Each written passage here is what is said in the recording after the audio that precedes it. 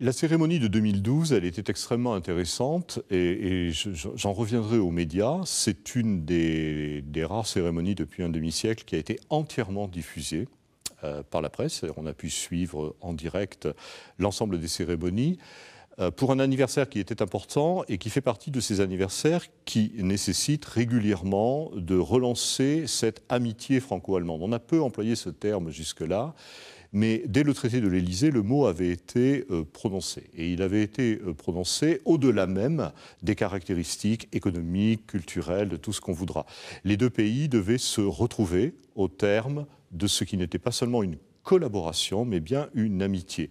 Ça a permis de relancer ce concept qui paraissait peut-être dans les années passées un petit peu désuet d'une certaine façon, et je crois que ça a été une opération médiatique assez réussie. Alors, est-ce que ça clôt un processus? À mon avis, non. Ce qui était nouveau, c'est que 50 ans plus tard, on est capable de parler de choses dont on ne parlait pas il y a encore une quinzaine d'années. En gros, la question des guerres, qui n'était que jusque-là peu évoquée, a été dans les deux pays l'objet d'un travail à la fois mémoriel, historiel et de rapprochement absolument considérable. Il ne faut pas oublier que dans les années 50, par exemple, lorsque Le Chagrin et la Pitié est présenté au Festival de Cannes, l'Allemagne demande le retrait du film. Je reviens 50 ans avant pour vous montrer le pas parcouru.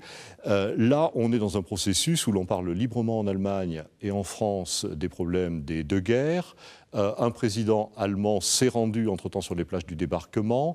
Autrement dit, les parties tabous de cette relation franco-allemande ont un petit peu disparu. Et je trouve que dans ce sommet-là, il y avait pratiquement l'acquisition ou la fermeture d'une autre phase qui avait été beaucoup plus dynamique. Alors tous les problèmes ne sont pas réglés, bien entendu.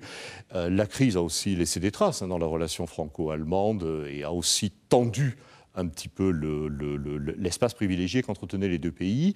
L'Allemagne a changé, elle aussi, on en a peu parlé, mais depuis 89 et 91, la réunification allemande a rééquilibré l'Allemagne vers l'Europe de l'Est. Il y a donc aussi pour la France la nécessité constante de réaffirmer et d'aller un petit peu plus loin dans la relation franco-allemande pour éviter que l'Allemagne ne se décentre d'une certaine façon dans ce qui avait toujours été un axe privilégié. Donc ça n'est pas la fin, ça n'est pas la clôture d'un processus, c'est un nouveau pas, ça fait partie de ces pas qui ont besoin à un moment ou à un autre d'être clairement redéfinis d'une certaine façon, mais dont le prochain sera probablement le pas à Oradour-sur-Glane, la visite d'un chef d'État dans peu de temps, qui sera aussi un élément extrêmement important.